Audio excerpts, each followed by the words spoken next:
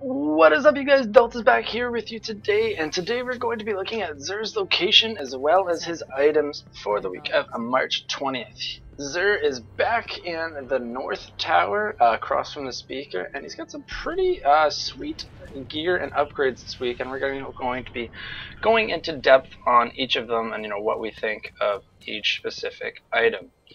Now, first thing we're going to notice is that he actually has the MK44 Stanicides, which are nice because they increase the duration of shoulder charge, which is nice especially in PvP because it does a lot of damage. Next is the Mask of the Third Man, which gives us increased melee speed, which is nice. Gives you more arc blade damage, which is why it's, in my opinion, the best PvP Hunter Helm as a Blade Dancer. And it also gives you regen health on orbs, which is nice, especially when you're trying to get your health back in a hard Crota raid.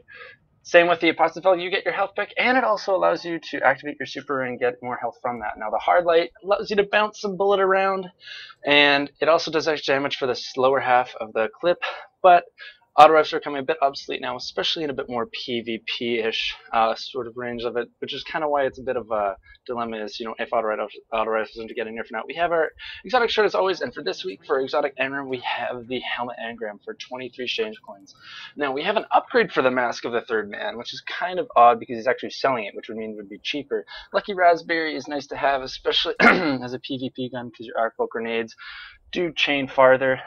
Next up, we're going to be going into the Insurmountable Skullfort, which is nice for the raid as well because it gives you that health regen off of gaining an orb. It's also good for a Stormfist kill, especially in PvP. The Crest of Alpi Lupi is good because you can revive your teammates faster, which is good for normal raids. The Skull of Dire Ahamkara allows you to have a tougher Nova Bomb, which is nice, especially for PvP situations, to allow you to resist a bit more damage before you get that big super off. We got the Heart of Praxis Fire, which is incredibly hard to find. I have yet to see somebody who actually has this, because it is the best Sunsinger chest piece, because it reduces all your cooldowns while your Radiance is active. Having the Hard Light upgrade was kind of obsolete again, just because he's actually selling it. Next we have the Red Death, which is nice if you missed it last week and weren't able to purchase from Xur if you want to get it to a 331 Red Death, which is always advantageous. Next you have the Invective, which is upgradable, but it almost probably would be easier just to do the bounty over again. Patience of Time, always good to have max 331, especially for the Iron Banner this week, because it's a great PvP sniper rifle. Gjallarhorn, you gotta have it max, guys. It's amazing. It's almost a must for the hard Crota raid now times. Truth is the more of a PvP rocket launcher sort of thing, but it's always nice to have that 331 rocket launcher, especially for the Iron Banner. And here we go, the Hawk Awesome, you guys. You gotta have it at 331, you guys. It is amazing, without a doubt, one of the best hand cannons. You gotta have it. It's nice that we got our heavy ammo synthesis here as well.